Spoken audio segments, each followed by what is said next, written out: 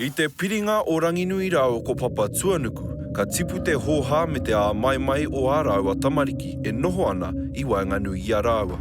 Kaore era ia hei te neke, he wā pōuri uri hoki. Ka hiehia tāne mahuta mētahi atu ki te whakawehe i o rātou mātua. Kaore a tāwhiri mātea i whakae.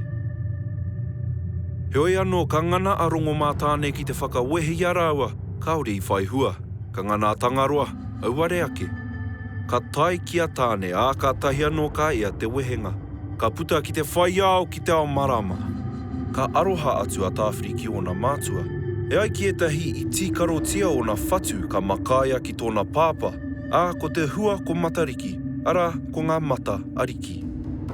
E ai ki etahi ko ngā roimata ke o tāwhiri i rere atu rā ki a Ranginui. Ko te hua, ko te kāhui o matariki.